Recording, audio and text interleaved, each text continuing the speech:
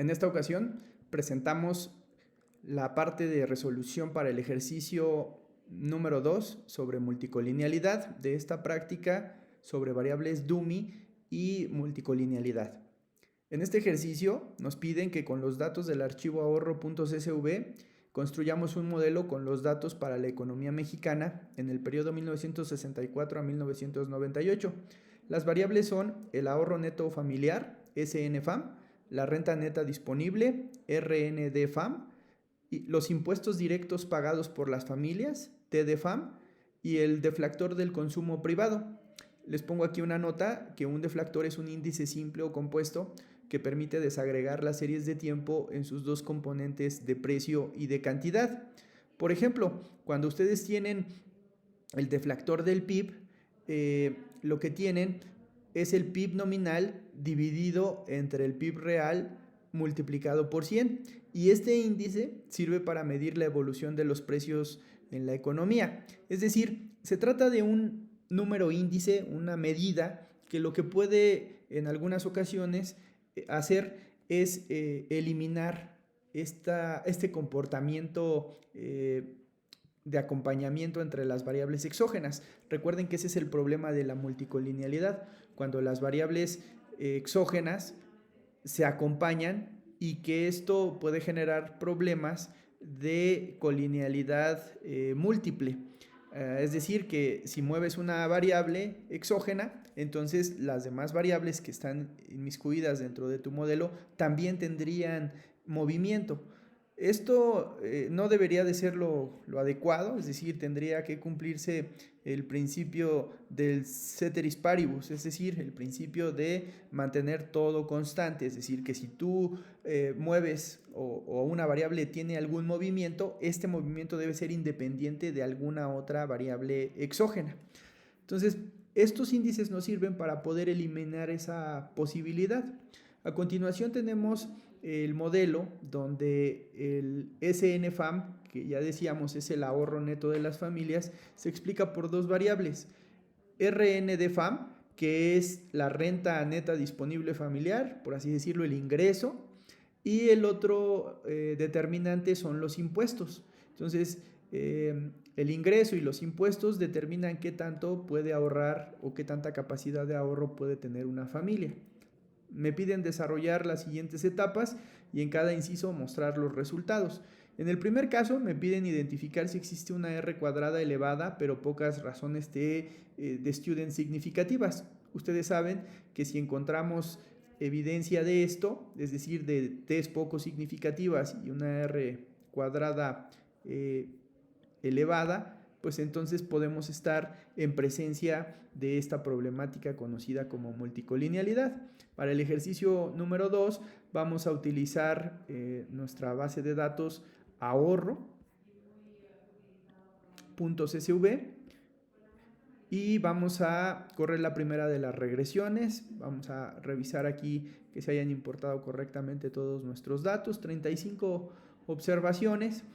El inciso A pide una R cuadrada elevada pero pocas razones T de student significativas. Esta sería la primera prueba para detectar multicolinealidad. Cuando corremos nuestra regresión, observamos estos resultados, que son los que les he puesto en esta hojita de aquí atrás. Aquí está el 29.327 y acá tenemos los resultados ya colocados.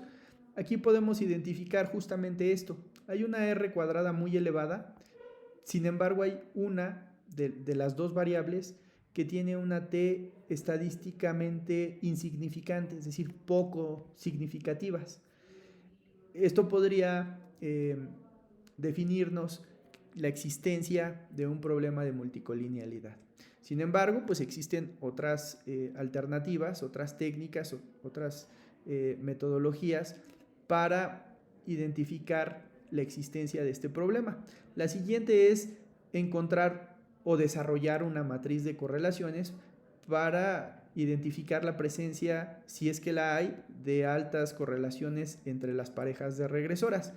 ¿Cuál es en realidad la que nos debe de interesar o las correlaciones que nos deben de interesar? Son todas aquellas correlaciones que existen entre las variables objeto de estudio del lado derecho de la ecuación, es decir, entre las regresoras explicativas.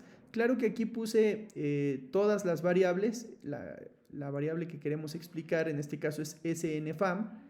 SNFAM por esta ocasión no nos interesaría tanto como si nos interesa RNDFAM, la renta, y TDFAM, que son los impuestos. Entonces, si ustedes ven la renta en función de los impuestos, tiene una R cuadrada sumamente elevada, lo cual da indicios de que estas variables pueden estar fuertemente correlacionadas.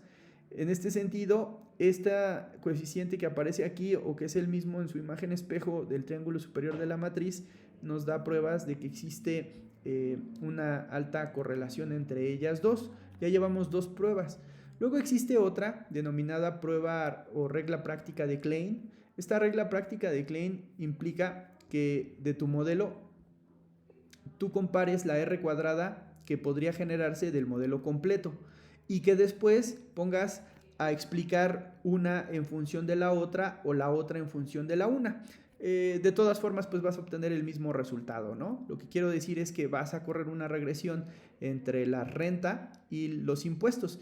Y si estos explican los impuestos explican a la renta, o la renta explica a los impuestos, con una R cuadrada más alta de la que pudiera haberse obtenido para la explicación del modelo completo, pues entonces ahí también tendremos evidencia de un problema de multicolinealidad. Aquí ya está desarrollado, vamos a hacer lo propio. En este caso ya habíamos hecho la matriz de correlaciones que nos indica, igual que la primera regla, que existe un posible problema de multicolinealidad. Vamos ahora con el inciso C, en donde corremos la regresión completa, vemos una R cuadrada de 0.947, y cuando corremos la regresión entre TDFAM y RNDFAM, ¿qué es lo que observamos? Lo que observamos es una alta significancia y quizá más importante aún, una R cuadrada mucho más elevada, o sea, o más alta por lo pronto, que la R cuadrada general.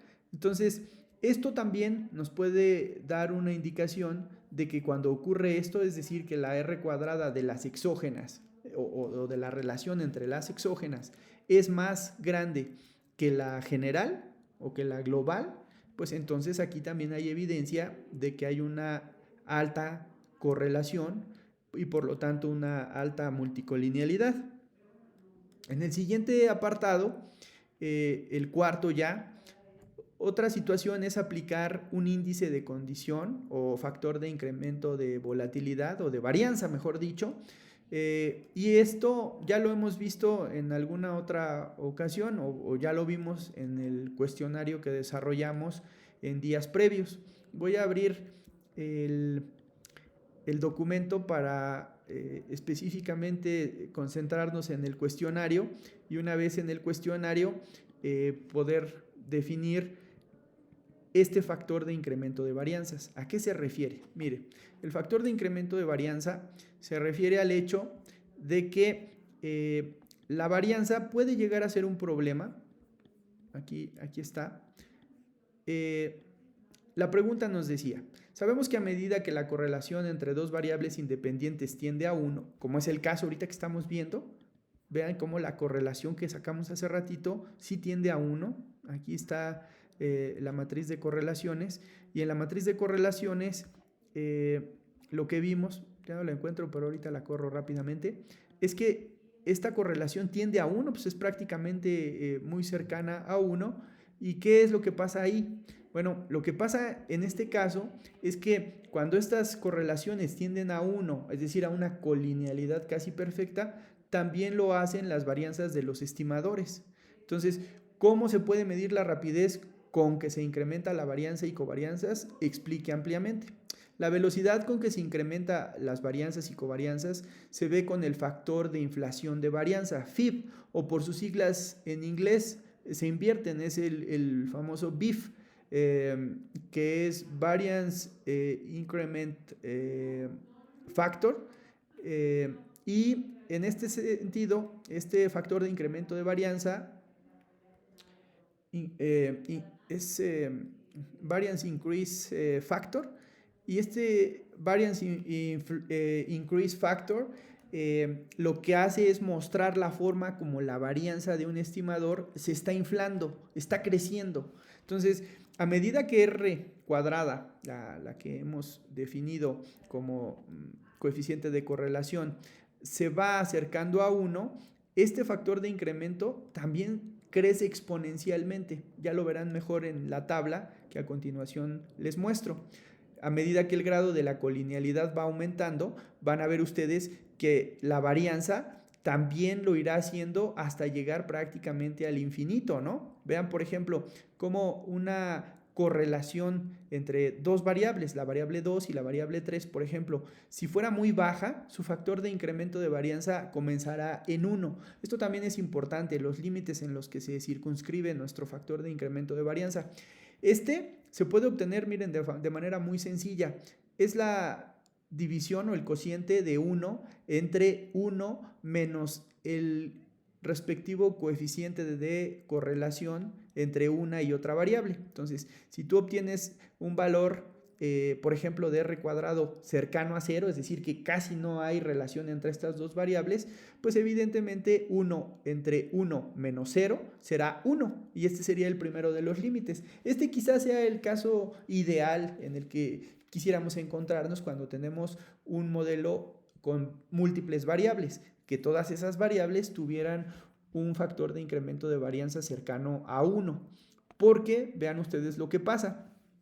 En la medida en la que el coeficiente de correlación va incrementándose a 50, 70, 80 y 90, este de aquí va teniendo un crecimiento, digamos, casi lineal. Véanlo en la gráfica, ¿no? O sea, va creciendo de 0 a 50, prácticamente es una línea horizontal, pero a partir de cierto umbral que es de 50 a 80, de 80 hacia arriba ya la pendiente es otra, es prácticamente vertical. Este es el problema, porque aquí, vean, en el eje de las ordenadas, nosotros tenemos la varianza de nuestro estimador. Ahora, ¿por qué es importante que nuestro estimador no tenga una varianza que se eleve hasta el infinito? Porque ya hemos visto dentro de las consecuencias en el trabajo empírico que podría generar la multicolinealidad que uno de los problemas justamente es este. Dice, debido a la consecuencia 1, es decir, que existiera una presencia de varianzas y covarianzas grandes, esto dificultaría la estimación. ¿Por qué? Aquí se los intenté explicar diciéndoles que en la medida en que nosotros llevamos a cabo pruebas de hipótesis con el estimador dividido entre el error estándar del estimador, lo que queremos es que el error estándar sea pequeño para que entonces, si este es pequeño, la T o la prueba T será alta y por lo tanto dará significancia estadística. Pero ¿qué pasa en el caso contrario? Lo que estoy diciendo es que el error estándar, que se traduce como desviación estándar, y ustedes saben que las desviaciones estándar al elevarlas al cuadrado se convierten en varianzas, y de aquí la importancia de que no queramos que nuestra varianza se infle, factor de inflación de varianza, es justamente esta, que si las varianzas que dan origen a los errores estándar, visto con lo que hemos aprendido en clases previas, donde en la matriz de varianzas covarianzas de la diagonal principal tú extraías las varianzas y de ahí los errores estándar. Bueno, en esa idea, si tus varianzas son muy grandes, tus errores estándar también serán muy grandes.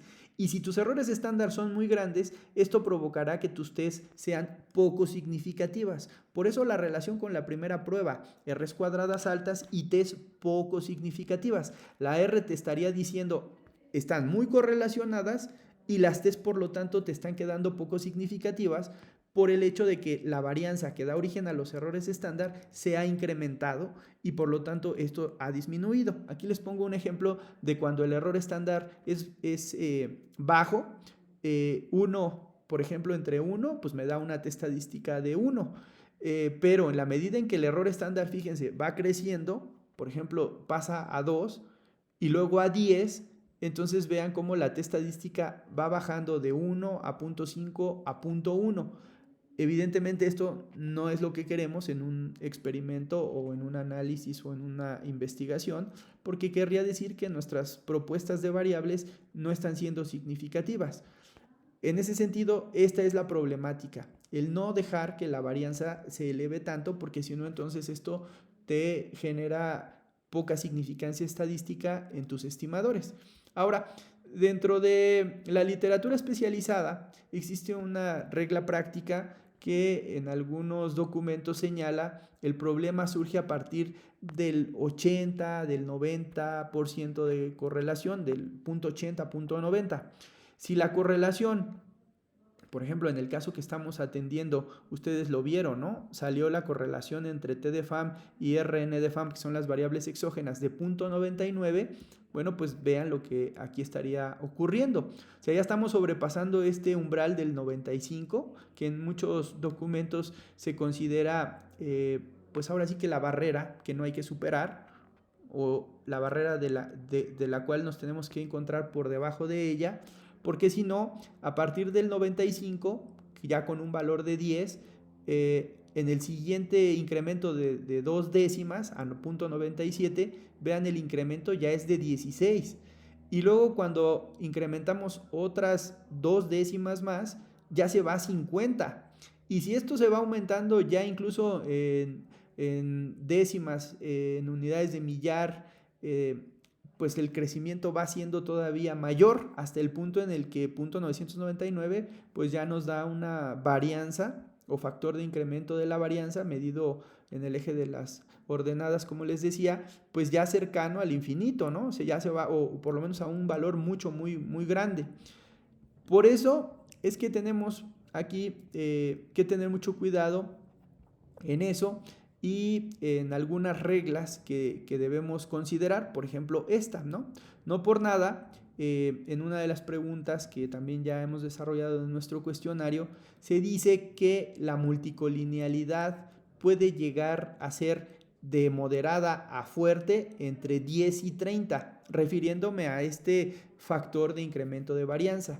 Entonces, si se encuentra entre 10 y 30, o sea, si está por debajo de 10, que entiendan que ese 10 sale de esto que les estoy platicando, de este factor de incremento de varianza. O sea, si se encuentra por debajo de 10, quiere decir que la correlación es lo suficientemente baja para no causar problemas.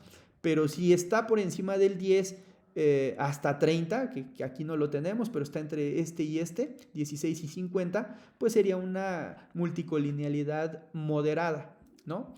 Pasando a una multicolinealidad severa, ¿no? Multicolinealidad moderada, multicolinealidad fuerte, si se encuentra en estos límites de 30, y multicolinealidad grave cuando ya excede el valor de 30. Entonces eso lo vamos a tener bastante claro. Este índice de tolerancia y factor de inflación de varianza son operaciones análogas en el sentido de que una determina la otra y la otra determina la una. Básicamente con lo que les mencionaba por aquí, ¿no? Aquí está el factor de incremento de varianza que utiliza la R cuadrada y por lo tanto estos dos valores están asociados. Entre la R cuadrada que tengamos sea más baja, el factor de incremento de varianza también lo será. Y a medida que vaya incrementándose, el factor de incremento de varianza también hará lo propio, entendiendo que debe haber un límite del cual no debemos exceder. Bien, pues haciendo esta explicación, lo que yo les recomiendo es irnos directamente a, ya que tenemos desarrollada nuestra regresión 1, vean, es así de sencillo, tienes tu regresión 1, bueno, pues aplica el factor de incremento de varianza sobre esa regresión 1 para que entonces te dé los valores que estás solicitando. Aquí también debo de identificar esta situación de que no me está encontrando la función BIF. Tiene que ver seguramente con que necesita alguna librería, en este caso MC Test, que de hecho está por aquí arriba, ¿no? Entonces nada más será cuestión de cargarla para que tengan mucho cuidado de cargarla, si es que igual que a mí les aparece este mensaje de error donde establece que no pudo encontrar la función. Y vean, sigue sin encontrarla. Déjenme ver si es porque la regresión 1 no la he corrido, pero creo que ya lo habíamos hecho. De todas formas, voy a hacerlo para que no deje ningún paso sin atender. Entonces aquí está la regresión 1.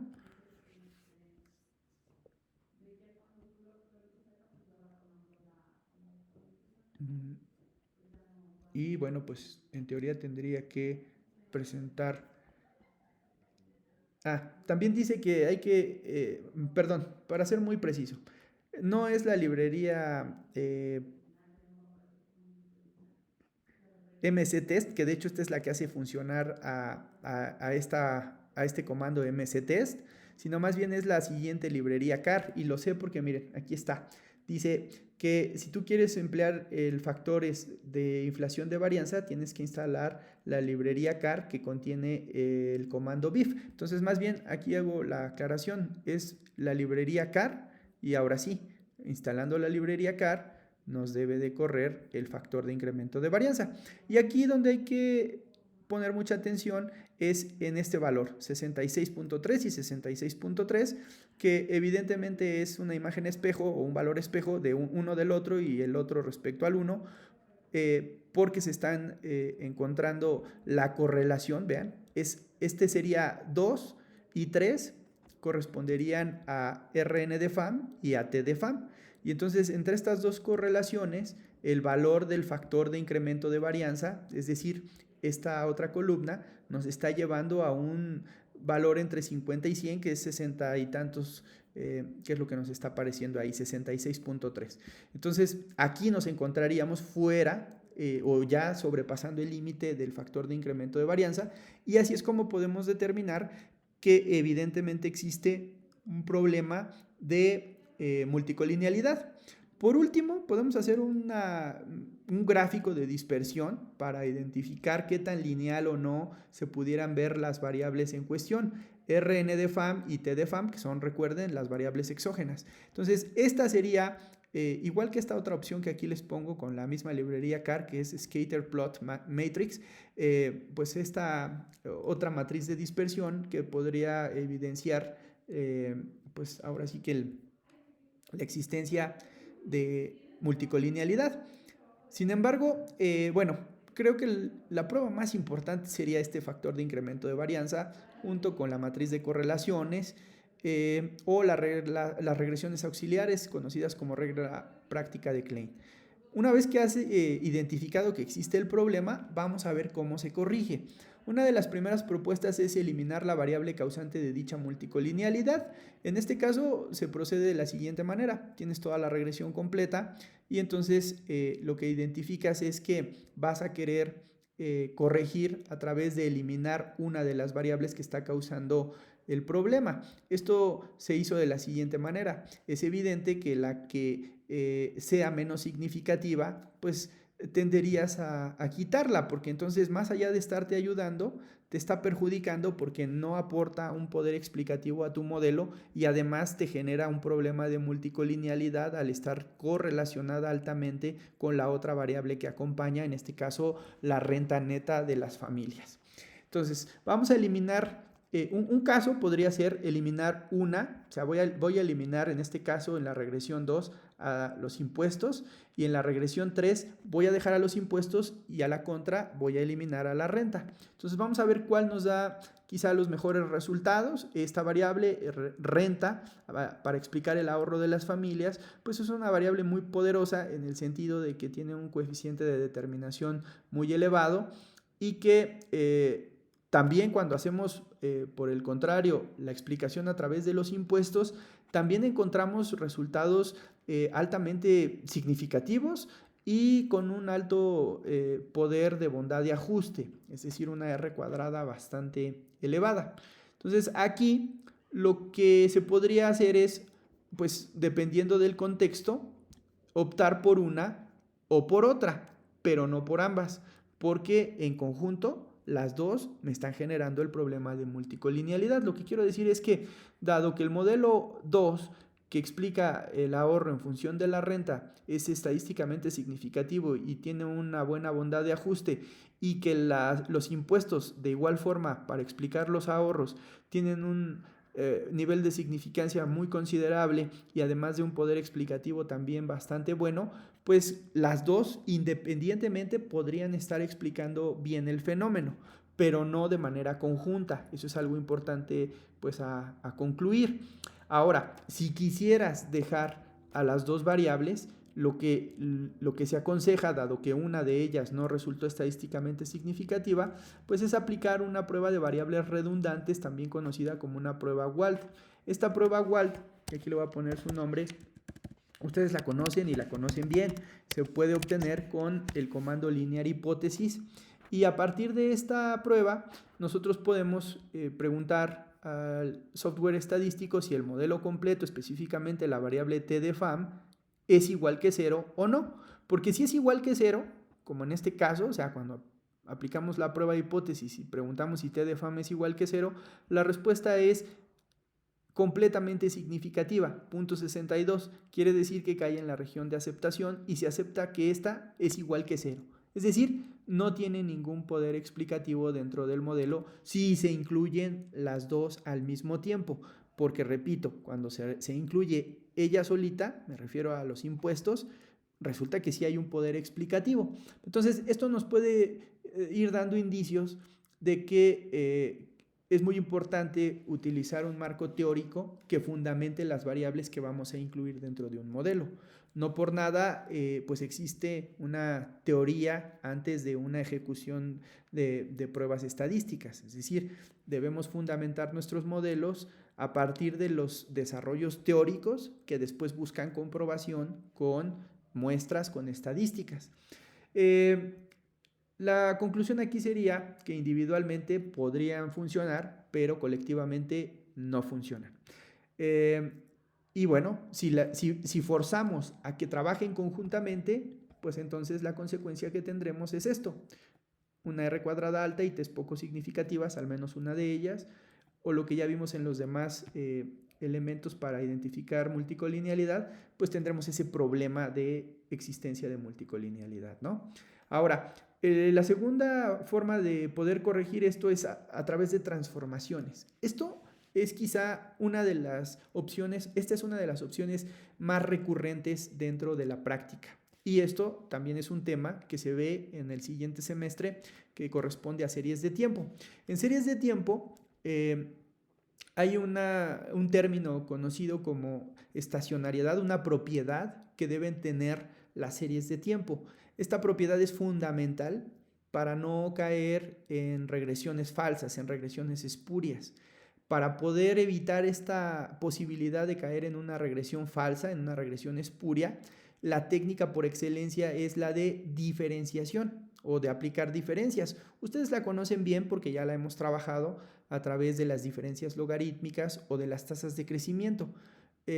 Al respecto, la tasa de crecimiento tiene un mecanismo similar a este de las diferencias. Es decir, cuando hablamos de transformaciones, las más comunes, de hecho aquí podríamos agregar una pequeña nota, pueden ser las diferencias logarítmicas o también pueden ser las tasas de crecimiento, ¿no? Estas dos transformaciones habituales, tradicionales, nos pueden evitar en mucho este problema y lo voy a demostrar a continuación. Para ello voy a generar en mi base de datos una variable que me está haciendo falta, que sería la de los años. O sea, en la base de datos no se establece lo que nos dice el texto que hemos ahorita estado analizando y que es este que está aquí atrás, que se trata de datos que van de 1964 a 1998. Entonces, esa es la razón por la que en esta ocasión aquí voy a agregar una variable dentro de mi base de datos. No está, la voy a llamar fecha, creo. Dentro de ahorro, año, le voy a generar esta variable para que entonces aquí aparezca, y entonces con esto en mente las voy a transformar en series de tiempo. Y aquí viene algo sumamente importante. Para que las diferencias logarítmicas puedan funcionar, es necesario que se trabaje con series de tiempo. Entonces, voy en R al menos, así debe de ser. Tú tienes que definir tus variables como series de tiempo. ¿Cuál fue la razón de haber incluido una columna que se llame años o fecha? Tiene que ver con que tengo que definir en qué punto inicia y en qué punto termina lo que después se va a convertir en serie de tiempo. Esto hasta este punto eran datos acomodados en una secuencia de 1 a 35, pero ahora ya entendemos que se tratan de datos ordenados en una secuencia temporal de 1964 hasta 1998, es decir, que las 4 deben ser consideradas como series de tiempo. Es lo que a continuación hago en estos comandos, es decir, la primera, que es PC, y que, por cierto, tiene que ver con el deflactor del consumo privado. La estoy definiendo como serie de tiempo, y lo mismo voy a hacer con las demás variables, con RNDFAM, SNFAM y TDFAM, y bueno, eso lo hago muy rápidamente en estas 4 líneas. Bueno, pues ya tengo a todas las variables en su contraparte, es decir, esta ya está dada de alta como serie de tiempo, esta también ya está dada como serie de tiempo, esta lo mismo, y bueno, ya que tengo, bueno, nada más aquí saben que me faltó esta, la de PC, pero no la incluyó, o sea, sí la ejecutó, pero no la incluyó porque se me olvidó ponerle aquí dónde se va a alojar, ¿no? Es tan sencillo como picarle aquí, pegarle acá, y entonces mi base de datos se llama ahorro, y entonces dentro de ahorro quiero que generes esta serie de tiempo que se va a llamar PCTS. ¿Saben qué? Que aquí también me faltó ponerle este índice o indicativo de que se trata de una serie de tiempo. Entonces, en cuanto le dé correr, ya me va a aparecer acá, ¿no? Entonces ya todos tienen su contraparte en series de tiempo. Me refiero a estas 4 variables, ya tienen su contraparte como series de tiempo. Les decía que esto es fundamental porque si yo quiero aplicar primeras diferencias o diferencias, este comando diff en muchas ocasiones no funciona si la máquina no reconoce que estas son series de tiempo. Vean que cuando le doy ejecutar ahora no tiene mayor problema en reconocer que se pueden aplicar diferencias dado que estas son series de tiempo. Y ahora viene la parte pues más importante. Hace ratito había corrido la regresión en función de las 2 variables y habíamos visto que al incluir RNDFAM y TDFAM, una de ellas no resultaba estadísticamente significativa. Voy a correr exactamente el mismo modelo, con la diferencia de que en esta ocasión ya tiene aplicada su diferencia respecto a las variables que están construidas como series de tiempo. Entonces voy a correr el ahorro en función de la renta y los impuestos, pero ahora ya diferenciados, y van a ver lo que ocurre con su T estadística. Aquí están los resultados. Ya incluso me adelanté a tomar el factor de incremento de varianza, pero no me adelanto, sino que les muestro.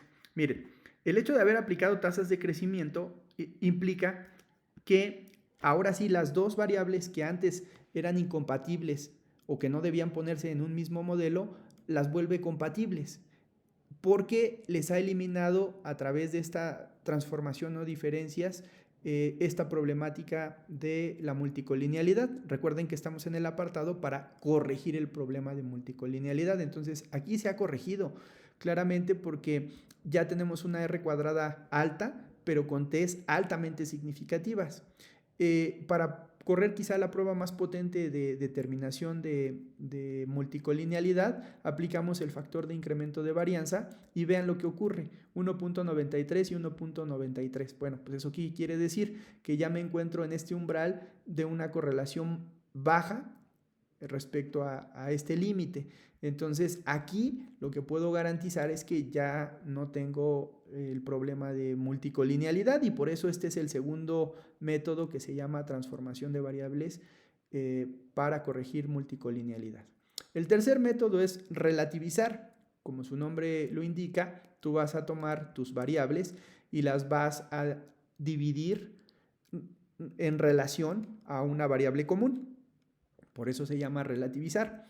En este caso, las 3 variables que están en juego, que es el ahorro en función de la renta y de los impuestos, los voy a dividir entre una misma variable común, en este caso un deflactor. Esto es muy común desarrollarlo en temas económicos y financieros, porque generalmente tenemos índices para casi todo. Y si podemos hacer la división entre ese índice, probablemente haga que nos desaparezca el problema. Vean que es algo muy similar a lo que hicimos con transformación de variables. Estamos transformando en esencia las variables, ya no son las mismas. En este caso son diferencias, y en esta tercera opción son dividir las variables por una variable común, o las tres variables en cuestión por una variable común que sería PC. Cuando hacemos esto, les he dado el nombre de R por el término relativizar, es decir, es la variable de la renta neta disponible familiar ya relativizada, el ahorro neto familiar ya relativizado y los taxes o los impuestos de las familias ya relativizados. Luego los pongo a explicarse entre ellos como la teoría nos lo señala. Me refiero a como se nos ha pedido aquí en la estructura del modelo, Rn de FAM y T de FAM explicando a Sn FAM, pero ya relativizados. Vamos a ver qué resultados se obtienen. Igual que hace rato, con las diferencias, vemos que ahora, a diferencia del primer caso donde o elegías una u otra variable, aquí puedes elegir ambas. Además de tener una bondad de ajuste considerable, 0.60, esta podría ser otra de las alternativas y si aplicamos el factor de incremento de varianza, nos da un valor de 8.14, lo cual, regresando a la teoría, pues nos sigue dejando por debajo de ese umbral de 10. Hay que cuidar mucho este umbral de 10 cerrado. Igual que en la regla práctica 2t, no es un valor exacto de 2, es 1.96 y fracción. Aquí tampoco es un valor exacto, bueno, aquí es un valor exacto de 10.26, pero como regla práctica, pues se ha implementado esta situación de, para que no se me olvide, son 10 y 30. Si está en menor de 10, no hay ningún problema de multicolinealidad. Si está entre 10 y 30, hay una multicolinealidad que puede considerarse de moderada hasta fuerte. Y si excede los 30, pues entonces ahí sí cuidado porque ya se trata de una multicolinealidad grave. Bien, entonces creo que aquí lo vamos a dejar porque ya nos tenemos que ir a un compromiso muy importante, pero voy a construir otro video, a desarrollar otro video para explicarles por último el ejercicio número 3.